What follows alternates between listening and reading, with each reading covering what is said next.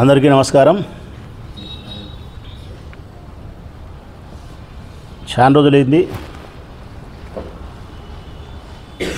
దాదాపుగా 6 నెలల కాలమైంది. ప్రొద్దుటూరు నియోజకవర్గానికి సంబంధించి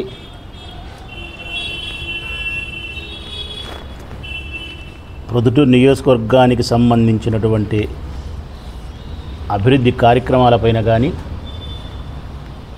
వాటిపైన మేము చేయాల్సిన విమర్శలు కానీ, స్థానిక ఎమ్మెల్యే గారిపైన మాటామంతి కానీ ఏమి చేయక, కారణం కనీసం వాళ్ళకు 6 నెలల సమయం ఇవ్వాలి కదనేది నా ఉద్దేశం. వాళ్ళు మంచి చేయాలనే వాళ్ళకి ఆ మాత్రం సమయం కావాలి కదా. కొన్ని పనులకైతే 6 నెలలు కూడా అవసరం లేదు. సరే, ఏది ఏమైనప్పటికీ పెద్ద ఆయన కదా, 85 సంవత్సరాల వయసులో ఉండే, పెద్దరికంలో ఉండే మనిషి. కొంచెం అటు ఇటు ఆయన ప్రవర్తించినా కానీ ఆయన మాటలతో మేము ఇబ్బంది పెట్టి, బాధ పెట్టి, రెచ్చగొట్టినట్టు మాట్లాడడం కూడా వద్దులేని కూడా అనుకునే నేను.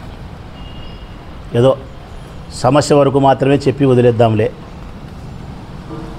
కనీసం ఈ వయసులో కొంచెం ఆయన పట్ల పెద్దరిక గౌరవంతోనే పోదాంలే అనుకున్నా. అయితే ఇది ఆయన కూడా తెలుసుకొని, ఆయన పట్ల నేను చూపుతూ ఉండే గౌరవాన్ని, ఇచ్చే గౌరవాన్ని స్వీకరించి, దానికి తగ్గట్టే ఆయన కూడా రాజకీయపరమైనటువంటి ప్రకటనలు చేయడం మంచిదనేది నా ఉద్దేశం. దీన్ని కూడా రకరకాలుగా దుష్ప్రచారం చేసే పరిస్థితులకు వచ్చినారు. వరదరాజిరెడ్డి మాతో, లేకుంటే నేను వరదరాజిరెడ్డితోనో రాజీవ్ అన్నారు, మాట్లాడుకున్నారు. ఏముంటుంది రాజీవ్ అవ్వడానికి? ఆయన మధ్య నా మధ్య ఫ్యాక్షన్ గొడవలు ఉన్నాయా? లేవు. ఏదో ఆయనే 2009లోనో 10లోనో నన్ను చంపించే ప్రయత్నం చేసినాడు. అది తప్పితే ఇంకేముంది? ఏమీ లేదు.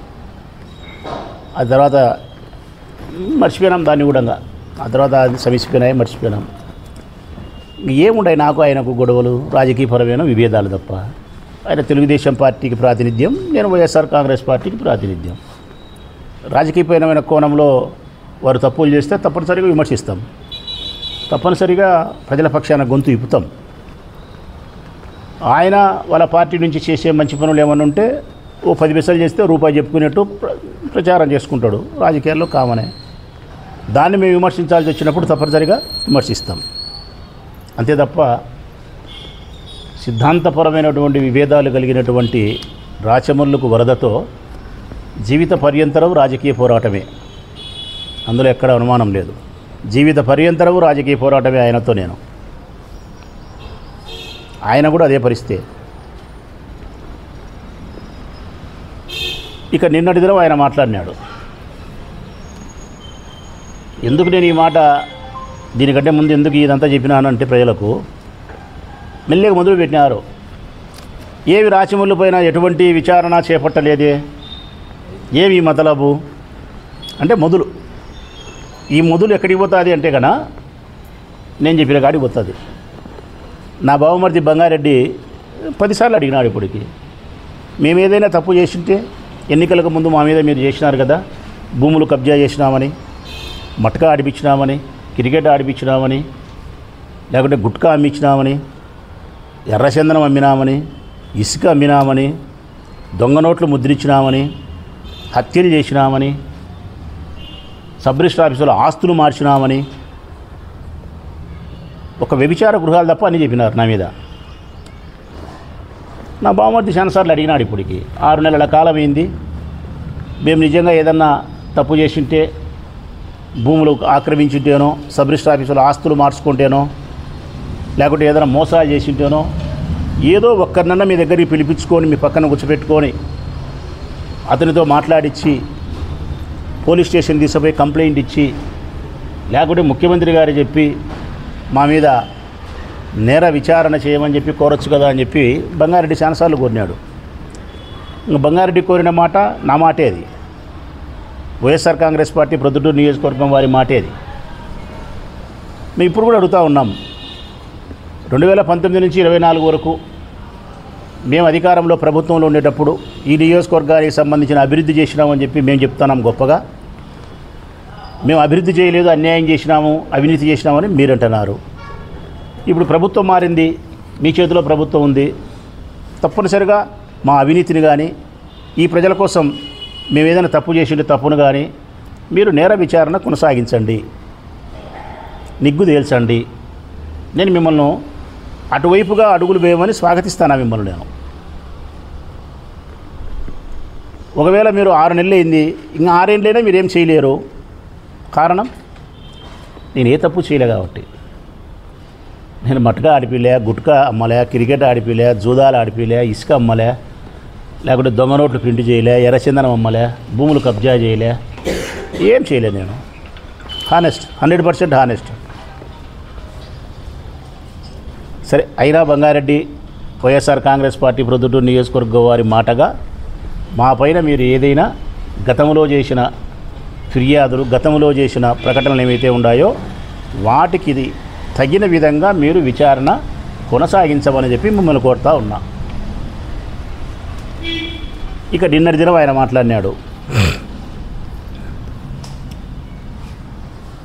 ఆయన ప్రభుత్వం వచ్చిన ఈ 6 నెలల కాలంలో అభివృద్ధిలోకి దూసుకుపోతున్నామని, ఉచిత ఇసుక ఇవ్వడం చాలా ఆనందాన్ని కలిగిస్తుందని, సూపర్ 6 పథకాలు సూపర్గా అమలవుతున్నాయని, మైదుకూరు రోడ్డు విస్తరణ, అమ్మవారిశాల రోడ్డు ఆ చివరి నుంచి అటువైపు విస్తరణ, గ్రామీణ ప్రాంతాల్లో రోడ్లు అద్భుతంగా జరుగుతున్నాయని చెప్పినాడు. మంచిదే. వారు చేసిన పనులు ఏమైనా, చేస్తూ ఉండే పనులు ఏమైనా చేసినా చెయ్యకపోయినా మీ గొప్పలు ఎన్నెన్నా చెప్పుకోండి. పెద్దగా నేను మీ గురించి స్పందించదలుచుకోలేదు కూడా. కారణం ఎందుకంటే ఇంకా 2-3 సంవత్సరాల తర్వాత మీరు చెప్పాలనే చెప్పలేరు చేయకుండా.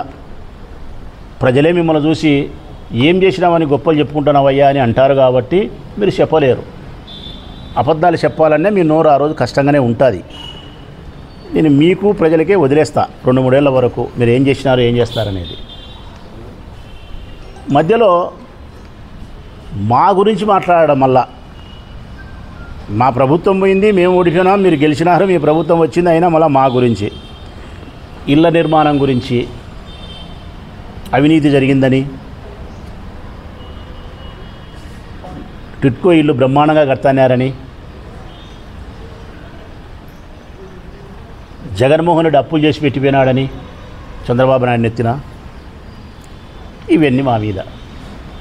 అటువంటి మాటలకు ఇప్పుడు నేను స్పందించాల్సి వస్తుంది.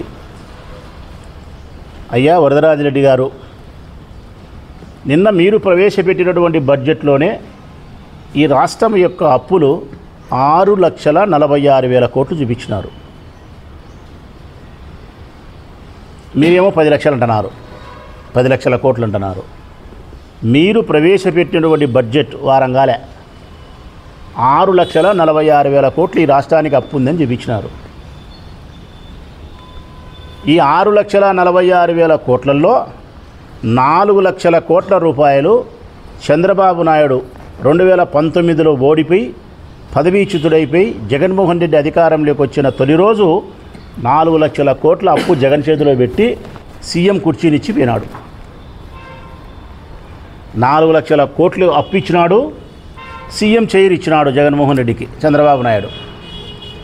అదే మా జగన్మోహన్ రెడ్డి ఈ 5 సంవత్సరాలు పరిపాలన చేసి మళ్ళీ అదే సీఎం సీటును చంద్రబాబు నాయుడుకి ఇచ్చి 6,46,000 కోట్లు అప్పు పెట్టి పోయినాడు. అంటే మేము చేసింది 2,46,000 కోట్లు అప్పు చేసినాం. చంద్రబాబు నాయుడు చేసింది 4 లక్షల కోట్లు అప్పు చేసినాడు. కానీ చెప్పేటప్పుడు మీరు ఏం చెప్తున్నారంటే 14 అంటారు, మళ్ళీ 10కి వచ్చినారు, బడ్జెట్లో 6,46కి వచ్చినారు. చెప్పేటప్పుడు మాత్రం అంతా కలిపి జగన్కే చెప్తారు. ఇట్లా నా మాదిరి వివరంగా చెప్పాలయ్యా వరదరాజిరెడ్డి గారు. 6,46,000 కోట్ల అప్పు, చంద్రబాబు నాయుడు దిగిపోయే నాటికి 4 లక్షల కోట్ల అప్పు, జగన్మోహన్ రెడ్డి 5 ఏళ్ళు పరిపాలన చేసి 2,46,000 కోట్లు అప్పు చేసి తిరిగి 6,46,000 కోట్లు చంద్రబాబు నాయుడుకి ఇచ్చి దిగిపోయినాడు. ఇది పద్ధతి. అప్పుడు ఎవరు అప్పులు చేసినట్టయ్యా? కనీసం జగన్మోహన్ రెడ్డి 2,46,000 కోట్లు అప్పు చేసి 2,76,000 కోట్లు ప్రజలకు ఉచితంగా లెక్కించినాడు. తీసుకునే లెక్క తీసుకున్నట్టు ప్రజలకు ఇచ్చినాడు. మరి నువ్వు 4 లక్షల కోట్లు అప్పు చేసి జగన్మోహన్ రెడ్డి గారి మాదిరి ప్రజలకు ఉచితంగా డబ్బులు ఇవ్వలేకపోయినావే? ఎక్కడ పోయింది ఆ డబ్బు? 4 లక్షల కోట్ల అప్పు. జగన్ చేసిన అప్పేమో ప్రజల దగ్గరకు వచ్చింది, చంద్రబాబు నాయుడు చేసిన అప్పేమో ప్రజల దగ్గర రాలే, కాకెత్తకపోయింది. ప్రజలు అడుగుతున్నారు, ఇది నేను అడిగేది కాదయ్యా, ప్రజలు అడుగుతున్నారు. ఇది ఒకటి. మీరు ఎప్పుడైనా పత్రికా సమావేశం నిర్వహించినప్పుడు జగన్మోహన్ రెడ్డి గారు అప్పులు మా మీద పెట్టిపోయినారనే మాట అనద్దు. వివరంగా ఇదే నేను చెప్పినట్టే చెప్పండి. రెండవది ఇళ్ల నిర్మాణం. మొన్న కడపలో జరిగిన మీటింగ్లోనూ మాట్లాడినాడు ఆయన, నిన్న పాత్రికేయుల సమావేశంలోనూ మాట్లాడినాడు. ఇళ్ల నిర్మాణంలో చాలా అవినీతి జరిగిందని, అధికారులు వైఎస్ఆర్ కాంగ్రెస్ పార్టీ నాయకులు కలిసి అవినీతి చేసినారని చెప్పి మాట్లాడినారు. నేను స్పష్టంగా ఆయన చెప్తా ఉన్నా, ప్రొద్దుటూరు నియోజకవర్గానికి సంబంధించి ఇళ్ల నిర్మాణం విషయంలో ఏదైనా అవినీతి జరిగిందని మీరు భావిస్తే కలెక్టర్ గారికి ఒక లెటర్ ఇచ్చి, లేకుంటే ముఖ్యమంత్రి గారికి ఒక లెటర్ ఇచ్చి విచారణ చేయండి. ఎన్ని ఇండ్లు శాంక్షన్ అయినాయి, ఎంతమందికి ఇళ్ల పట్టాలు ఇచ్చినారు, ఎంతమందికి 1,80,000 చొప్పున ఇళ్ల నిర్మాణం మొదలైంది, 35,000 రూపాయలు లబ్ధిదారు దగ్గర నుంచి కాంట్రాక్టర్ తీసుకున్నాడా, సచివాలయ సిబ్బంది దగ్గర ఉద్యోగస్తుల ద్వారా కలెక్టర్ ఆదేశాల మేరకు ఉద్యోగస్తులు తీసుకొని ఇళ్ల నిర్మాణాన్ని పూర్తి చేసే కార్యక్రమం చేసినారా? ఇచ్చిన 23,000 మంది ఇళ్ల పట్టాలలో వరదరాజిరెడ్డి గారు కంప్లైంట్ చేసినట్టు అన్ని ఇండ్లు ఇవ్వాల్సిన అవసరం ఏముంది? ప్రొద్దుటూరు అర్బన్ అంతా ఉండేదే 38,000 ఇండ్లు. ఎప్పటి నుంచో 38,000 ఇండ్లు ఉంటే 23,000 మందికి ఇల్లు అవసరమా అని అడుగుతున్నాడు ఆయన. అది కూడా విచారణ చేయండి. 23,000 మంది నిజమైన లబ్ధిదారుల, దాంట్లో బినామీ పేర్లు ఉన్నాయా, లేకపోతే దాంట్లో వైఎస్ఆర్ కాంగ్రెస్ పార్టీ వాళ్ళు 5-10 పేర్లతో ఇచ్చి మళ్ళీ సొమ్ము చేసుకున్నారా? ఇట్లన్నీ విచారణ చేయాలి కదా. మీ ప్రభుత్వం ఉండి అవినీతి జరిగిందని చెప్పి మీరు నమ్మి, అందులో మీ ప్రత్యర్థులు, రాజకీయ ప్రత్యర్థులు అవినీతి చేసినారని చెప్పి నువ్వు నమ్మేటప్పుడు అది నిగ్గు తెలిసి నీ ప్రత్యర్థులను ఇరకాటంలో పెట్టి వారిని డ్యామేజ్ చేసి నువ్వు ప్రయోజనం పొందాల్సినటువంటి స్థితిలో నువ్వు ఉన్నప్పుడు ఎందుకు నువ్వు చేయకుండా ఆలస్యం చేస్తావబ్బా? అందులో నువ్వు చాలా పట్టుదల మనిషివి. మనిషిని నాశనం చేయడంలో చాలా పట్టుదల మనిషి వరదరాజిరెడ్డి గారు. శత్రువును నిర్వీర్యం చేయడంలో చాలా అక్కసోడు. కానీ మొదలుపెట్టు. మరి ఎందుకు విచారణ చేయకుండా ఉండవు? ఊరికి బట్టగాల్చి ముఖానేస్తే ఎట్లా? అధికారులపైన, మాపైన.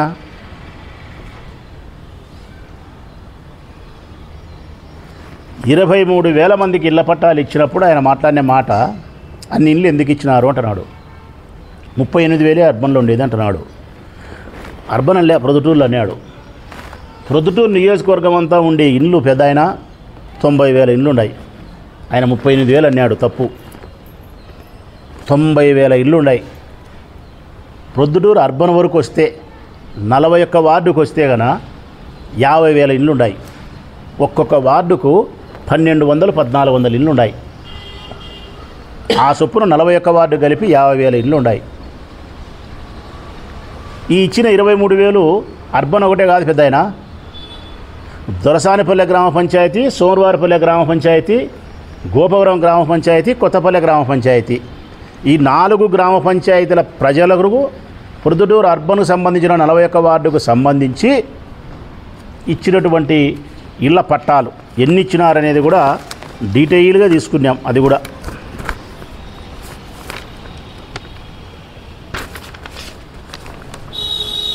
13,478 ఇచ్చినారన్న.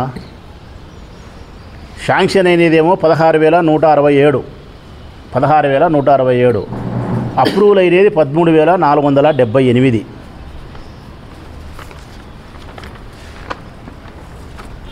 ఇది 4 పంచాయతీలు ప్రొద్దుటూరు అర్బన్ కలిపి. ఓవరాల్గా టోటల్గా ప్రొద్దుటూరు నియోజకవర్గం అంతా కలిపితే 23,000, అన్ని పల్లెలు అన్నీ కలిపి. ఒక బొల్లవరంలోనే 10,462 మందికి శాంక్షన్ చేసినారు. రామేశ్వరంలో 7,647 శాంక్షన్ చేసినారు. మీనాపురంలో 4,959 శాంక్షన్ చేసినారు.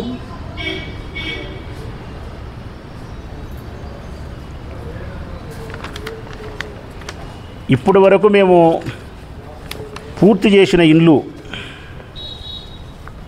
పూర్తి చేసినవి 797 ఇళ్ళు పూర్తి చేసినాం. 797 ఇళ్ళు పూర్తి చేసినాం. 2,496 ఇళ్ళు స్లాబ్ వేసినాం. 2,496 ఇళ్ళు స్లాబ్ వేసినాం. రూప్ లెవెల్లోకి 2,176 ఇళ్ళు తీసుకొచ్చినాం. బేస్మెంట్ లెవెల్లోకి 8,795, బేస్మెంట్ లెవెల్లో 8,795 ఉంది. ఇంకా మొదలు పెట్టనేటే 2,480 మొదలు పెట్టనేటియే.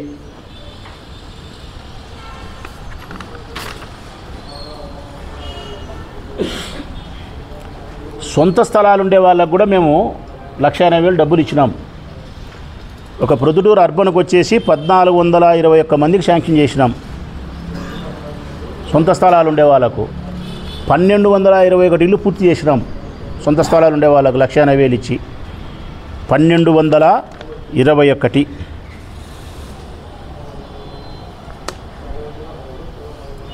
రాజుపాలెంలో సొంత స్థలం ఉండే వాళ్ళకు 289 మందికి ఇచ్చి పూర్తి చేసినాం. 289. ప్రొద్దుటూరు రూరల్కు 969 ఇళ్ళు పూర్తి చేసినాం. సొంత స్థలాలు ఉండే వాళ్ళకు. నేను సొంత స్థలాలు ఉండేటి చెప్పినా 3 లేఅవుట్లు బొల్లవరము, మీనాపురము, రామేశ్వరం వేసినట్టు ఎన్ని ఇచ్చినాయి చెప్పినాం. అర్బన్లో ఎన్ని ఇండ్లు ఉండే చెప్తా ఉన్నా. టోటల్గా ఆయన చెప్పిన ప్రకారం ఇది ఇచ్చినది అర్బన్ ఒకటే కాదు, అర్బను 4 పంచాయతీలు కలిపి అని చెప్తా ఉన్నా. ఒకవేళ దీంట్లో ఎవరికైనా ఎక్కువ తక్కువ మేము మోసం చేసి ఇచ్చినాం అనుకుంటే మీరు విచారణ చేయొచ్చని చెప్తానా. ఒక్కటి మటుకు దీంట్లో నిజాయితీగా మాట్లాడుకుంటే ఈ ఇళ్ల పట్టాలు ఇచ్చిన దానిలలో ఒక 2,000 3,000 అర్హత లేని వాళ్ళు ఉంటారు. ఎట్లా తెలుసునా, ఇది బాగా వినాలా ప్రజలు. చట్ట ప్రకారం అర్హత ఉంది వాళ్ళకు, ధర్మం ప్రకారం అర్హత లేదు. దాన్ని నేనైతే ఏమీ చేయలేను. ఎందుకంటే రాష్ట్ర ప్రభుత్వమైనా, ప్రభుత్వ అధికారులు, కలెక్టర్ అయినా కూడా చట్ట ప్రకారం పోవాల్సిన వాడే. కోర్టులో జడ్జి గారు సాక్షుల ప్రకారమే తీర్పునిస్తారు. సాక్షుల ప్రకారమే, మనస్సాక్షి ప్రకారం ఇచ్చేదానికి లేదు. అట్లనే ప్రభుత్వం లబ్ధిదారుని ఎంపిక చేసే విధానంలో కూడా వారిచ్చిన గైడ్లైన్స్ ప్రకారము అర్హతకు ఏమైతే నియమ నిబంధనలు ఉన్నాయో అవి వర్తిస్తే ఇవ్వాలి. ధర్మ ప్రకారం ఉండవు కొన్ని. అంటే ఎట్లాంటి అంటే ఉదాహరణకు ఒక తల్లి, ఒక చెల్లి ఎవరో ఉంటారు. ₹1,00,00,000 ఇల్లు ఉంటుంది ఆమెకు. ₹1,00,00,000 ఇల్లు ఉంటుంది. ఆమె అప్లై చేసుకుంటుంది. ఆమెకు శాంక్షన్ అవుతుంది. ఎందుకు శాంక్షన్ అవుతుంది అంటే కన్నా ఆ ఇల్లు ఆమె పేరుతో లేదు, కొడుకు పేరుతో ఉంది. కొడుకు బెంగళూరులో సాఫ్ట్వేర్ ఇంజనీరు, కొడుకు పేరుతో ఉంటుంది. రేషన్ కార్డు వచ్చేసి ఈమెకు, ఈమె భర్తకు ఒకటి, కొడుకుకు కోడలకు ఒకటి. సో ఈమెకి ఇల్లు వస్తుందే రాదా? చట్ట ప్రకారం వస్తుంది, ధర్మ ప్రకారం రాకూడదు. ఆయమ్మ ఏం మాట్లాడుతుంది? చట్ట ప్రకారం నా కొడుకు సపరేట్ వినా, నా కొడుకు నాకు భూమి పెట్టాడు, నాకు రేషన్ కార్డు ఉంది, నాది సపరేట్, వాని సంసారం సపరేట్, నాకు అంటుంది. ఇవాళ ఇగురుదా?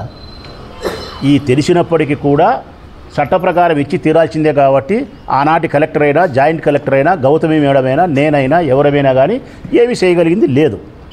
ఒకవేళ ఇప్పుడు నీ ప్రభుత్వం వచ్చింది, నువ్వు ధర్మ ప్రకారం పోతాననుకుంటే, నీకు ధైర్యం ఉంటే 23,000 విచారణ చేసి దాంట్లో నీ ధర్మ ప్రకారం ఎవరు తీసేస్తావో తీసేసి వచ్చాం. తీసేసి ఇంటికాడ నువ్వు సక్రమంగా నిద్రపోగలుగుతావా? పెద్దాయన ఇలా పేర్లు తీసేసి నువ్వు ఇంటికాడ నిద్రపోగలుగుతావా? నిన్ను నన్ను నిద్రపోని చరవాళ్ళు. ఇది కాకుండా ఏదన్నా మోసం ఉందేమో విచారణ చేయి. ఇక 35,000 లెక్కించినారు.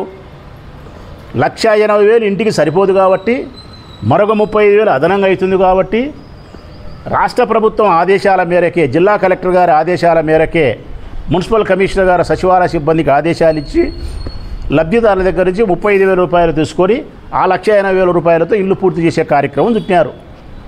కొంతమంది ఇచ్చినారు, కొంతమంది ఇవ్వలే. కొంతమంది ప్రజలు కాంట్రాక్టర్ను మోసం చేసినారు. అంటే ఇల్లు బేస్ మట్టానికి వచ్చినప్పుడు ఒక బిల్లు, రూప్ లెవెల్కి వచ్చినప్పుడు ఒక బిల్లు, స్లాబ్ వేస్తే ఒక బిల్లు పడుతుంది. ఆ పడిన లెక్క లబ్ధిదారుని అకౌంట్లో పడుతుంది, ఆడవాళ్ళ అకౌంట్లోనే పడుతుంది. అట్లా అకౌంట్లో పడిన తర్వాత కాంట్రాక్టర్కి డబ్బులు ఇవ్వకుండా ఉండే మహిళలు ఉన్నారు. 35,000 రూపాయలు డబ్బు తీసుకొని కాంట్రాక్టర్లు సక్రమంగా ఇల్లు కట్టకుండా ఆలస్యం చేసిన కాంట్రాక్టర్లు ఉన్నారు. కొంతమంది కాంట్రాక్టర్లు ఏమో లబ్ధిదారునికి అసౌకర్యము, ఇబ్బంది, మోసం చేసినారు. కొంతమంది ప్రజలేమో కాంట్రాక్టర్కు లెక్క ఎగరగొట్టినారు. ఇవన్నీ నీ ప్రభుత్వం వచ్చింది కాబట్టి, మా ప్రభుత్వం లేదు కాబట్టి, మా ప్రభుత్వం ఉంటే మేమే చేస్తాం. ఇప్పుడు నీ ప్రభుత్వం వచ్చింది కాబట్టి మున్సిపల్ ఆఫీసులో కూర్చొని అందరినీ పిలిపించుకొని ప్రజలకు రావాల్సిన డబ్బు ప్రజలకు, ఇండ్లు, కాంట్రాక్టర్కి రావాల్సిన డబ్బు కాంట్రాక్టర్కు, ఎవరికి ఏం చేయాలో అది చేసి పూర్తి చేయమని చెప్పి కొడతాం. ఇబ్బందే లేదు. అవినీతి ఆడనంటే విచారణ చేయమని కొడతా ఉన్నాం. ఇంకా టిట్కో ఇల్లు అని పెద్ద ఆయన రోజు చెప్తానంటాడు. పెద్దగా సూపర్గా చెప్తున్నాడు. 2014-19 నాటికి మీ చంద్రబాబు నాయుడు ముఖ్యమంత్రి ఉండే సందర్భంలో ఈ ప్రొద్దుటూరు నియోజకవర్గంలో ఇల్లు కావాలని దరఖాస్తులు పెట్టుకుంటే 4,150 మీరు సెలెక్ట్ చేసినారు. అర్బన్ 4,150 టిట్కో ఇల్లు, 1 సెంటు మీరు ఇచ్చినది కూడా అపార్ట్మెంట్ పద్ధతి. పోనీ మీరు పూర్తి చేసినారా? ఒక్క ఇల్లు పూర్తి చేయలే. 2014 నుంచి 19 వరకు టిట్కో ఇల్లు అపార్ట్మెంట్ పద్ధతిలో నిర్మాణాన్ని మొదలుపెట్టి ఒక ఇల్లును కూడా పూర్తి చేసి గృహప్రవేశం ఒక అమ్మతో అయినా ఒక చెల్లెలతో అయినా మీరు చేయించినారా? చేయించలే. మీకు ఇల్లు ఆ టిట్కో ఇల్లు కూడా నేను రికార్డెడ్గా నేను తీసుకున్నా. 4,150 మొదలుపెట్టింది 1920. అన్నీ బేస్మెంట్ లెవెల్లోనే ఉన్నాయి. మీకు డబ్బులు కట్టినది 25,000, 50,000 చొప్పున ఆడవాళ్ళు డబ్బులు కట్టినారు చూడి 908 మంది. ఇల్లు పూర్తి చేయకపోతే ఆ 908 మంది మా లెక్క మాకు ఎన్నికమ్మని చెప్పి మీ ప్రభుత్వంలో దరఖాస్తు పెట్టుకుంటే మీరు పట్టించుకోకపోతే 5 ఏళ్ళు గడిచిన తర్వాత నా ప్రభుత్వంలో వాళ్ళకు 1,08,00,000 రూపాయలు నేను రిటర్న్ తెప్పించిన డబ్బులు. నేను ఇప్పించిన వాళ్ళకు 1,08,00,000 రూపాయలు మీ ప్రభుత్వంలో తీసుకునే డబ్బు మా ప్రభుత్వంలో ఇప్పించిన లబ్ధిదారులకు. మున్సిపల్ ఆఫీసులోనే అందరికీ ఆడవాళ్ళని పిలిచి చెక్కులు పంచినాం. మీకు కూడా మతికి ఉంటుంది. ఈ 908 మందికి మళ్ళీ ఈ 3 లేఅవుట్లలో స్థలాలు ఇచ్చినాం. బొల్లవరము, రామేశ్వరం, మీనాపురం లేఅవుట్లలోనే వీళ్ళకి మళ్ళీ 1.25 సెంటు అడ్డ రోడ్డుతో కలిపి వీళ్ళకి ఇళ్ల పట్టా ఇచ్చినాం. అంటే మీ ప్రభుత్వంలో 2014 నుంచి 19 వరకు టిట్కో ఇళ్ల ద్వారా ఒక ఇల్లు పూర్తి చేయలే, ఒక గృహప్రవేశం జరగలే. ఇచ్చిన డబ్బును కూడా మీరు తిరిగి ఇవ్వకపోతే మా ప్రభుత్వంలో తిరిగి 1,08,00,000 డబ్బులు ఇచ్చినాం. మీ ప్రభుత్వంలో శాంక్షన్ చేయలేకపోయిన వాళ్ళ 908 మందికి కూడా మా ప్రభుత్వంలో ఈ 3 లేఅవుట్లలో ఇచ్చినాం. 23,000 మందికి ఇళ్ల పట్టాలు ఇచ్చి ఆస్తి మీద హక్కు కల్పించినాం, అధికారాన్ని కల్పించినాం. 797 ఇళ్ళు పూర్తి చేయగలిగినాం. మిగతా ఇళ్లను స్లాబ్ లెవెల్లోకి, రూప్ లెవెల్లోకి, బేస్మెంట్ లెవెల్కి దాదాపుగా 15,000 ఇళ్లను తీసుకురాగలిగినాం. స్థలం ఇచ్చినాం, కరెంట్ ఇచ్చినాం, నీళ్ళు ఇచ్చినాం, 1,80,000 రూపాయలు లెక్కనిచ్చినాం. మేము చేయాల్సినంతా చేసినాం. ఇదంతా కూడా చివరి 2 సంవత్సరాలే. కారణం కరోనా వలన మాకు 2 ఏళ్ళు పోయింది. ఈ కార్యక్రమం మొదలుపెట్టింది 3 సంవత్సరాలు పూర్తయిన తర్వాత మొదలుపెట్టినాం. మాకు ప్రజలే గన అన్యాయం చేయకపోయింటే, దేవుడే గన మాకు చల్లగా చూసింటే గన, ఈసారి మేము ప్రభుత్వంలో ఉండింటే గన ఈ ఇళ్ళనన్నింటినీ కూడా అద్భుతంగా మేము తీర్చిదిద్దిందాము. దానికి రావాల్సిన మౌలికమైన వసతులు అన్నీ ఏర్పాటు చేసి వాళ్ళని చేర్పించగలిగిందాము. ఈరోజు ప్రభుత్వం మారిపోయింది. మీరు ఏమి పూర్తి చేస్తారో, ఏమి పూర్తి చేయరో ఆ దేవునికే ఎరక. మీరు ప్రజలు తీసుకుపోయి ఇళ్లలో కూర్చోబెట్టారా? మీ సిద్ధాంతాలు ఏందో, మీ దావలేందో, మీ మనస్తత్వాలు ఏందో. ఇంకా సూపర్ 6 బ్రహ్మాండంగా చేసినా అని చెప్తున్నాడు ఆయన. సూపర్ 6 నేను అడుగుతా ఉన్నా పెద్ద ఆయన వరదరాజిరెడ్డి గారిని, ఏదైనా నెమ్మదిగా నిజాయితీగానే మాట్లాడుకున్నాం పెద్ద ఆయన, అబద్ధాలు వద్దు. ఏం చేసినారు సూపర్ 6లో? మీరు నేను ఏదన్నా అడిగితే దాని సమాధానం సక్రమంగా కరెక్ట్గా చెప్పండి. డొంక తిరుగుడు వద్దు. ఎన్నికల్లో గెలిచిన వెంటనే ఈ సూపర్ సిక్స్ను అమలు పరుస్తామని మీ చంద్రబాబు నాయుడు గారు చెప్పినారు. గెలిచిన వెంటనే. ఒకవేళ నీకు అనుమానం ఉంటే ఒకసారి వీడియో ప్లే చేయమంటే కూడా చేస్తా. గెలిచిన వెంటనే. గెలిచిన వెంటనే అంటే ఇప్పుడు 6 నెలలు అయింది. ఏమి ఇచ్చినారు మీరు సూపర్ సిక్స్ పెద్ద ఆయన? ప్రతి ఆడపిల్లకు 18 సంవత్సరాలు పూర్తయితే 59 సంవత్సరాల వయసు వరకు 1500 రూపాయలు ఇస్తామని చెప్పినారు. ఈ సంవత్సరానికి 37,000 కోట్లు ఇవ్వాలా. 2 కోట్ల మంది ఉన్నారు ఆడోళ్ళు. రేషన్ కార్డు ఉండేవాళ్ళు 1,80,00,000 ఉన్నారు. ముసలోళ్ళు అందించే 1,60,00,000 మంది ఉన్నారు. 1,70,00,000 మంది ఉన్నారు. ఒక్కొక్కరికి 18,000 చొప్పున వీళ్ళకి ఇచ్చే 32,000 35,000 అవుతుంది. ఈ సంవత్సరానికి ఈ పథకం మీరు ఎత్తిపెట్టినారు కదా, సూపర్ సిక్స్లో పథకం. అప్పటికి ఈ సంవత్సరానికి 30,000 35,000 కోట్ల రూపాయలు ప్రజలకు మీరు అన్యాయం చేసినట్టా కాదా?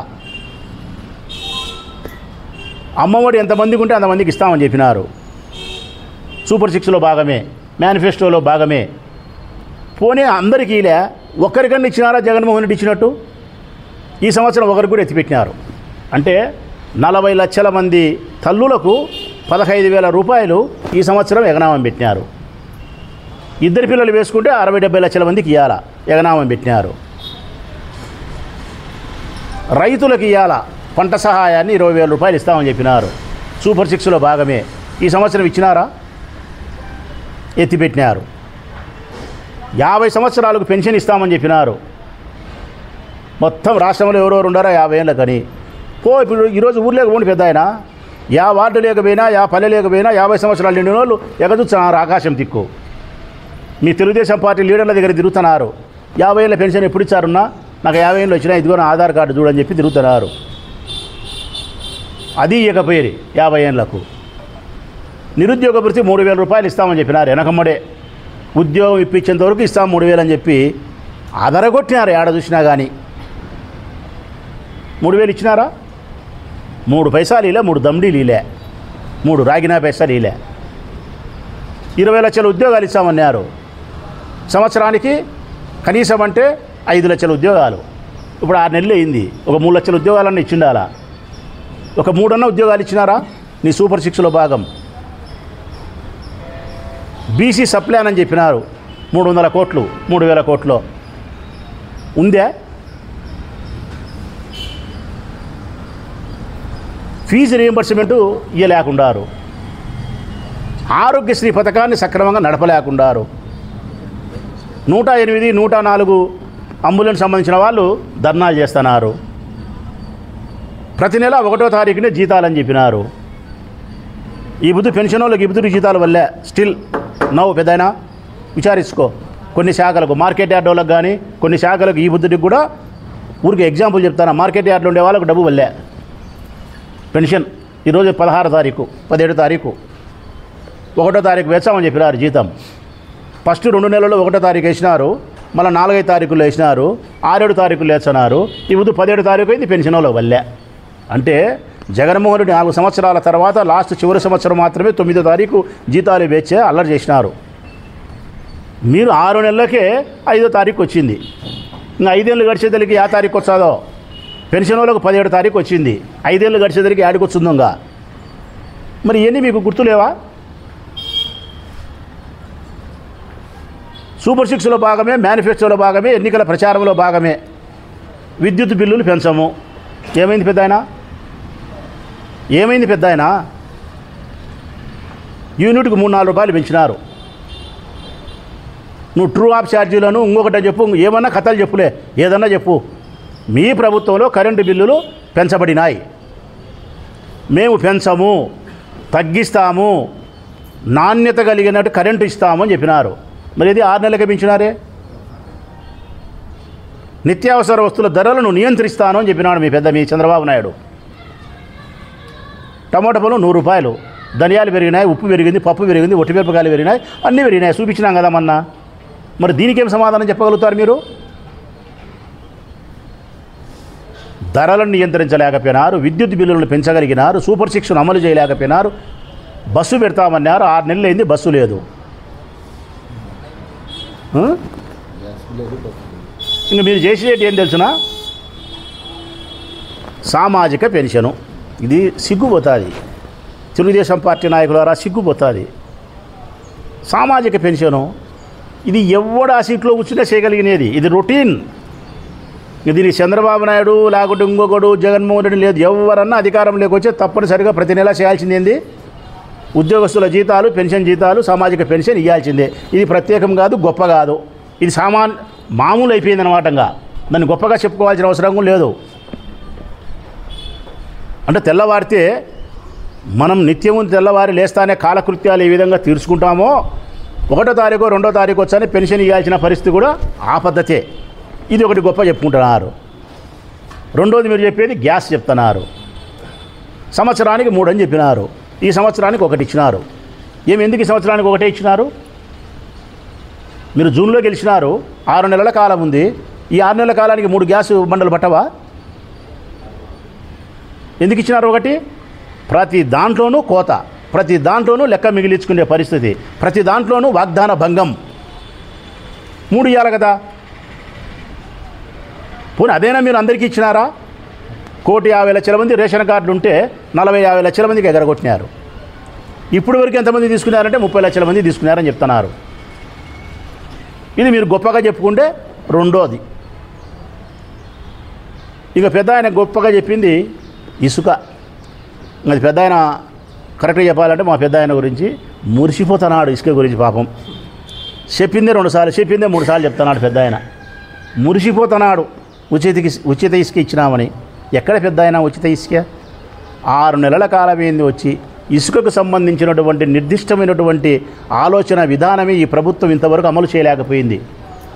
ఒక నిర్దిష్టమైనటువంటి ప్రణాళిక, ఒక చట్టం అస్తవ్యస్తమే ఇసుకకు సంబంధించి. మొన్నటి వరకు టిప్పర్ 30,000 రూపాయలు అమ్మినారు. అతివృష్టి అనావృష్టి ఎక్కడికో పోయి ఇసుక తెచ్చుకోవాల్సిన పరిస్థితి ఏర్పడింది. ఇసుక దొరకక, ఇసుక కొరత ఏర్పడి, అధిక ధరలై భవన నిర్మాణ కార్మికులంతా కుదేలైపోయి, రియల్ ఎస్టేట్ వ్యాపారం పడిపోయి, నిర్మాణాలు ఎక్కడా జరగక, కార్మికులకు డబ్బు లేక బ్రతుకు తెరువు కష్టమైపోయి మొన్నటి వరకు అనావృష్టి, ఇప్పుడు అతివృష్టి.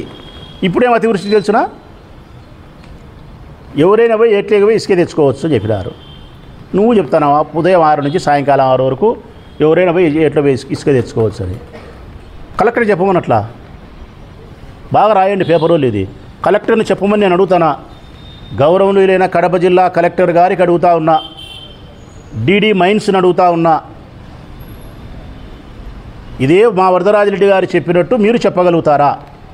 ఉదయం 6 నుంచి సాయంకాలం 6 వరకు ఈ కడప జిల్లాలో, ఆంధ్రప్రదేశ్లో ఎక్కడైనా ట్రాక్టర్ పెట్టుకొని, మనుషుల్ని పెట్టుకొని, ఇసుక తోడుకొని ఎంతైనా తీసుకుపోవచ్చు. చెప్పరు. కారణం ఎందుకంటే ఆయన ఉద్యోగస్తుడు కాబట్టి చెప్పాడు. ఈయన రాజకీయ నాయకుడు కాబట్టి అబద్ధం చెప్తాడు. కలెక్టర్ అబద్ధం చెప్పలేడు. కలెక్టర్ ఏం చెప్తాడంటే, మేము చూపించిన రీచ్లు ఎక్కడైతే ఉన్నాయో, క్వారీలు ఎక్కడైతే ఇచ్చినామో 10 ఇచ్చినారు కడప జిల్లాలో, మరొక 3టికి నోటిఫికేషన్ ఇచ్చినారు. అన్నీ వెరస్తే 13 అవుతాయి. వీరపనాయపల్లె మండలం కమలాపురంలోనే ఎక్కువ ఉన్నాయి, పులివెందుల తాలూకాలో ఉన్నాయి, రాజంపేటలో ఉన్నాయి. ఈ 3 నియోజకవర్గాల్లో ఉండబడిన క్వారీలు ఏవైతే ఉన్నాయో, మేము నోటిఫై చేసినటువంటి క్వారీలు ఏవైతే ఉన్నాయో ఆ క్వారీలలోకి పోయి మేము చూపించిన ప్రాంతంలో ట్రాక్టర్ కానీ ఎద్దుల బండి కానీ పెట్టి మనుషులతో ఇసుక మోసుకొని దాన్ని నింపుకొని మీరు తీసుకొని పోవచ్చు. ఏడబడితే ఆడని కాదు దాని అర్థం. పొద్దుటూరు క్వారీ ఇయ్యలే. ఎందుకు ఇయ్యలే?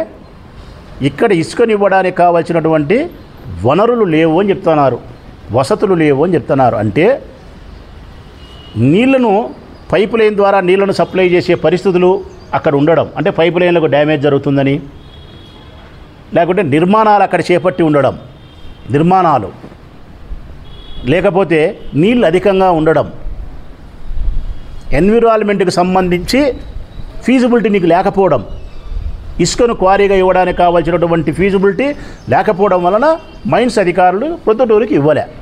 అంటే క్వారీ ఇవ్వలేదు కాబట్టి ఇక్కడ ఎవడు పడితే ఆడ ఇసుక తీసుకుపోయేదానికి ఇక్కడ లేదు. కానీ ఎవరు తీసుకుపోవచ్చు అంటే మా రామేశ్వరంలో ఏరుంది కాబట్టి మా రామేశ్వరం వాళ్ళు ఏట్లేకపోయి ఆ రామేశ్వరం వరకు ఇల్లు కట్టుకునేవాడు మాత్రమే తెచ్చుకోవచ్చు. దొరసానపల్లిలో ఏరుంటే దొరసానపల్లిలోడు పోవచ్చు, కల్లూరులో ఏరుంటే కల్లూరోడే పోవచ్చు, తలమాపురోడు కూడా పోకూడదు. ఏ ఊర్లో ఏరు ఉంటుందో ఆ ఊరోడు మాత్రమే పోవాలా. దొరసానపల్లెకు, రామేశ్వరానికి, రామాపురానికి, శాగలబ రోడ్ వచ్చి, పొద్దుటూరు రోడ్ వచ్చి, ఎంగలాపల్లి వచ్చి, కల్లూరు రోడ్ వచ్చి ఎవరు పడితే వాళ్ళు వందల వేల ట్రాక్టర్లను ఇసుక తీసుకుపోయేదానికి చట్టం అనుమతి లేదు. మరి కానీ ప్రొద్దుటూరులో ఏం జరుగుతుంది?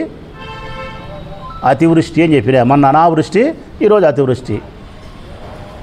వాళ్ళ ఇష్టం. వందల వేల ట్రాక్టర్లతో ఇసుకను దోపిడీ చేసి పక్క రాష్ట్రాలకు తెలుగుదేశం పార్టీ నాయకులు అమ్ముకుంటా అంటే చూస్తా కళ్ళు మూసుకొని ఉండారు అధికారులు. ఎందుకు నియంత్రించరు? మీరు నియంత్రించకపోవడం వలన తెలుగుదేశం పార్టీకి సంబంధించిన వారి ఇసుక విచ్చలవిడిగా వేల ట్రాక్టర్లు తోలుకునే దానికి సహకరించడం వలన రేపొద్దున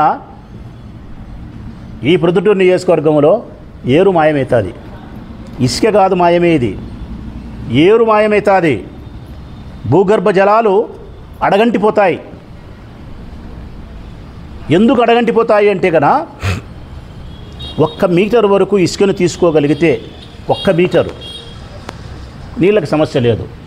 1 మీటరుకు మించి లోతుకు ఇసుకను తీసుకుంటా పోతే 2 మీటర్లు 3 మీటర్లు తీసుకుంటా పోతే నీళ్లు చాలా కిందికి పోతాయి, నీళ్లు లభ్యం కావు, అడుగంటిపోతాయి అంటారు. రేపొద్దున ఈ ప్రొద్దుటూరు పట్టణానికి నీళ్ల సమస్య ఏర్పడితే దానికి కారణం విచ్చలవిడిగా అక్రమంగా చట్టవిరుద్ధంగా ఇసుకను రవాణా చేయడం వలనే. దీనికి సమాధానం బాధ్యత ఎవరు వహిస్తారు? వరదరాజిరెడ్డి గారు, కలెక్టర్ గారు సమాధానం చెప్పమనండి. తోలుకోవచ్చు ఆడానని చెప్పి కలెక్టర్ గారు చెప్తే మేము నమ్ముతాం ఇది చట్టం అని చెప్తే. అందుకే చెప్తాను కదా, ఆనాడు అతివృష్టి అనావృష్టి, ఈనాడు అతివృష్టి. చట్ట ప్రకారం చేయడంలే. ఎటొచ్చి తెలుగుదేశం పార్టీ వాళ్లకు సొమ్ము కావాలా, లెక్క చేసుకోవాలా. ఆయన చెప్పినట్టు ఇసుకను పాడావుగా చేసుకోవాలన్నాడు కదా, పాడావుగా చేసుకోవాలా. ఇది ఇసుక వ్యవహారం. నువ్వు చెప్పుకునే 3వ ఇసుక ఉచితం అని చెప్పేది ఇది. ఆ గ్యాసు, సామాజిక పెన్షను, ఇసుక. పెన్షన్ ఏమో ఎవరైనా ఇస్తారు, గ్యాస్ ఏమో 3 ఇవ్వాల్సింటే 1 ఇచ్చినారు, 50 లక్షల మందికి ఎగరగొట్టినారు. 3వదేమో ఇసుకేమో అతివృష్టి అనావృష్టి. చట్టం 1 చెప్తాంది, మీరు 1 చేస్తున్నారు. మొన్నటి వరకు ఇసుక కొరత, ఈ ఉద్యమం విచ్చలవిడి. ఇంకా సూపర్ 6లో మిగతాయి నేను చెప్పినట్టు ఏంటి కూడా అమలు కాలే. అభివృద్ధి నేను తీసుకొచ్చిన పనులకు సంబంధించి పెద్ద ఆయన ఏం చెప్పినాడు? జగన్మోహన్ రెడ్డి గారు శిలాఫలకం వేసినారు, ఏమీ జరగాలి అని చెప్పినాడు. రామేశ్వరం ఏట్లో బ్రిడ్జి కడుతున్నారు, 20 కోట్ల పని జరిగింది, ఏమీ జరగలేదా? రామేశ్వరంలో ఉండే ఏట్లో అటువైపు పోవడానికి ఒక ఫ్లైఓవర్ బ్రిడ్జి కావాలని గుర్తించినది రాచమల్లు. ముఖ్యమంత్రి గారిని ఒప్పించి శాంక్షన్ చేయించింది రాచమల్లు. నిధులు మంజూరు చేసినది రాచమల్లు. 20 కోట్ల పని చేసింది రాచమల్లు. తక్కినంగా 24 కోట్లు 25 కోట్లు ఉంది. పెద్ద ఆయన పూర్తి చేయమన్నాడు ఆ పని.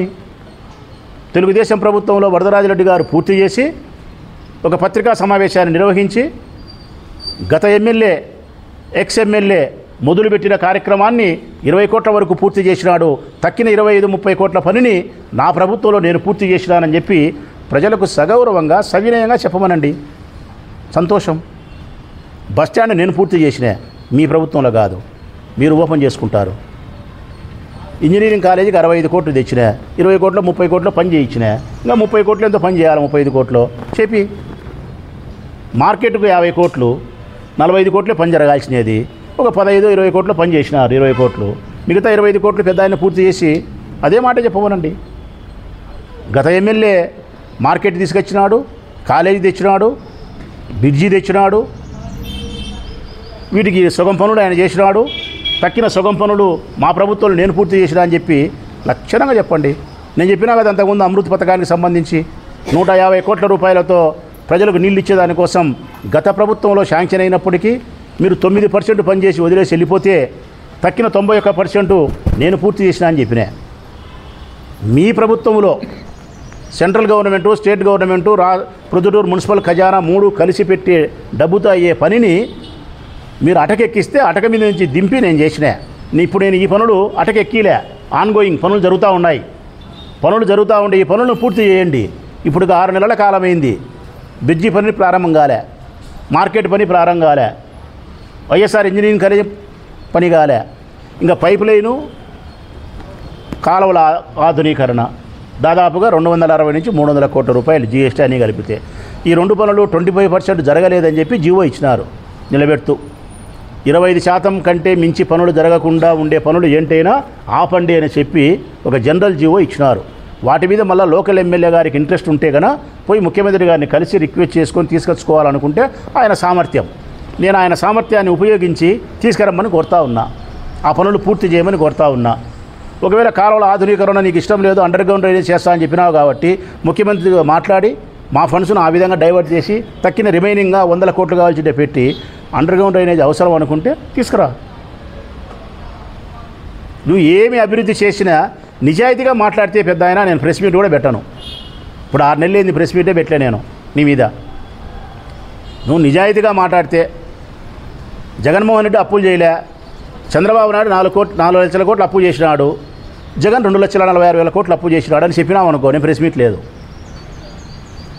సూపర్ 6 ఈ అమలు చేసినాం, ఈ అమలు చేయలేదనే అనుకో, ప్రెస్ మీట్ లేదు. ఇళ్ళ మీద అవినీతి ఏం జరగాలి, ఆలస్యం జరిగింది అన్నావు అనుకో, నేను ప్రెస్ మీట్ పెట్టను.